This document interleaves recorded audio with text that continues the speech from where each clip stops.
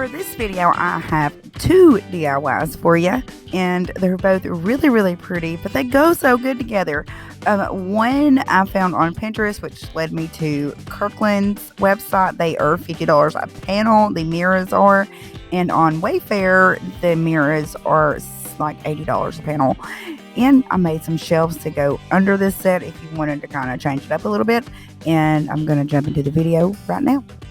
For the first project, I'm going to be showing you guys the wall decor. Now, there is a trick here, and it took a while for me to figure this out and quite a bit of materials. So I'm going to be using the mirrored plastic plates from Dollar Tree, and here's how to do this. If you're right-handed, make a cut with your scissors and grip the plate with your left hand and start cutting towards your left. Now, I know it's not going to feel natural, but trust me when I tell you, trying to cut this towards your right is very, very hard. It's hard to hold the scissors in this, and it also kind of damages the mirror and scratches it really, really bad. Cutting this going toward the left is really easy to stay on track and cut straight, and your scissors just kind of follow along the rim.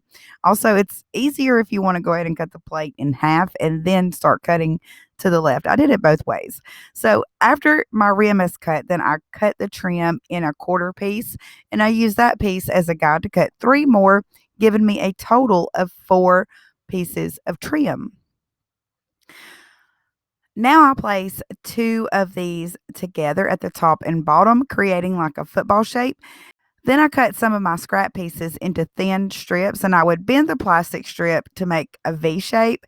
Next, I add glue on both sides of the V and connect the 2 pieces together, both top and bottom. So wait for it to dry, and then I'll trace out and cut on the center of the plate.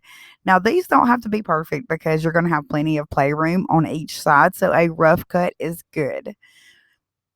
When put together, each plate will create 2 single footballs. You'll have 4 pieces of trim and 2 flat mirrored pieces.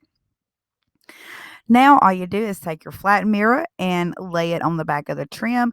Now this part gets a little tricky because the hot glue will melt and disfigure the flat mirror plastic, but you can use hot glue on the part of the trim because it's so much thicker. To avoid damaging this altogether, I just use duct tape, and I tape the flat part face down on the back of the trim, and then I go back with some small drops of hot glue close to the trim.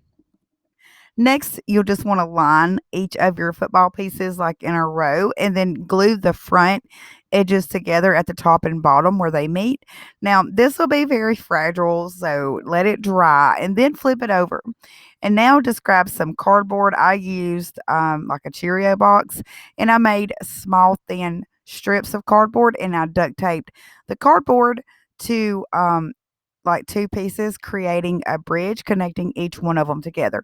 And you'll just repeat this until you have as many pieces and however many rows you want to make. And then for final touches, I use some flower bling, and I'll leave a link below if you want to buy some. So you just snip off 2 rows of 2, crisscross them, and then I added a single flower on the top, and I glued that covering the gaps where they meet. And this is super lightweight, so you can totally hang this with like some command strips or even 2-sided tape. So that was it for the wall decor, and now for the shelves. And y'all, I love these so very much.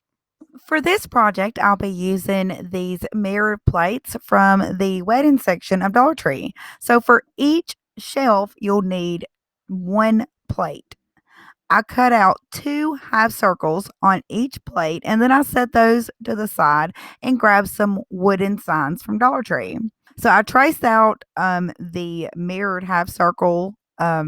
I traced that on to the wood, and then I just cut along that line with a saw. And actually, the saw was from Dollar Tree too.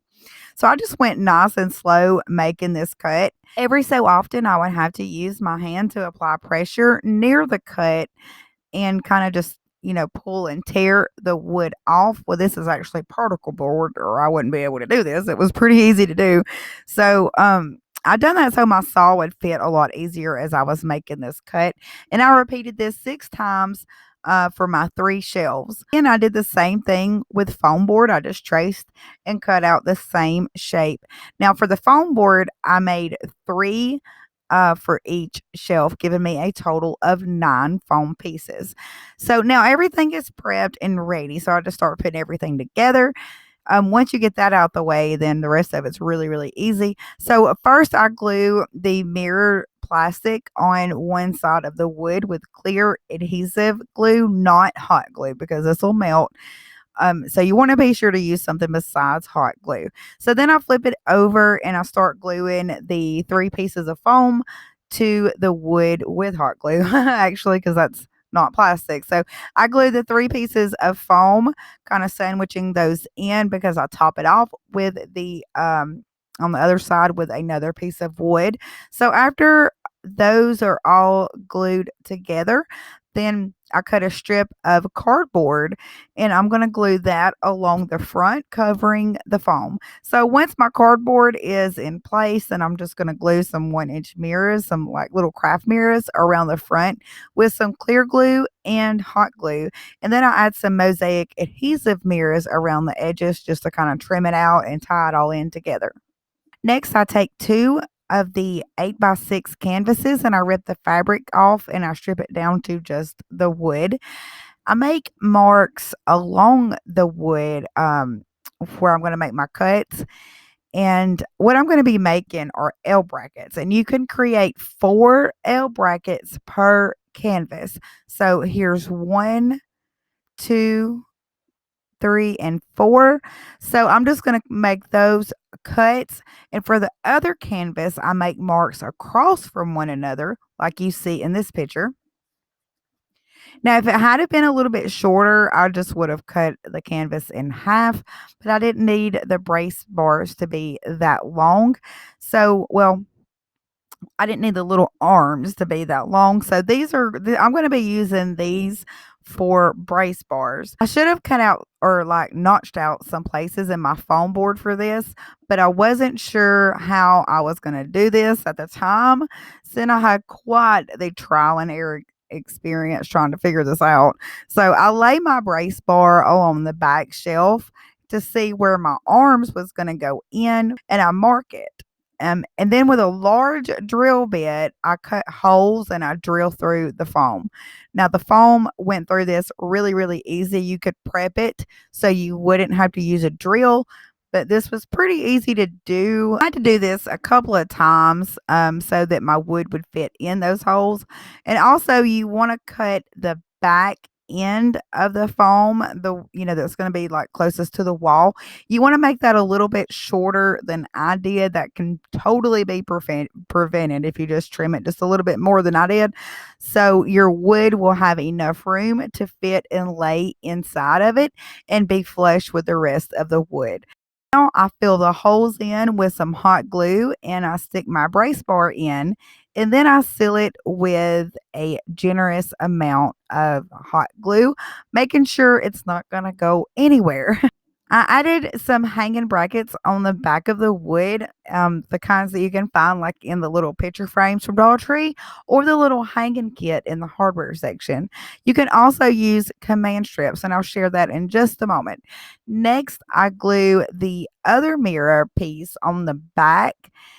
And then I got my little wooden L bracket that we had made from the canvas, and I line that in the center of the bracket.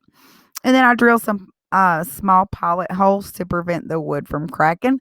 Next, I drill some pretty large screws. I mean, these are pretty big through the pilot holes, and I secure that bracket onto my shelf. So I knew right away that this was going to hold really, really good. It's very strong. So I blinged it out and then I hung this on the wall. I ended up taking the brackets back off and just using the command strip. So you could do this either way, just depending on what you're more comfortable with.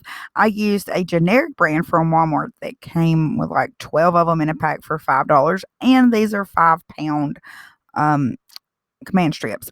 So if you wanted to, I would recommend putting one on each side instead of just one in the center like you see here.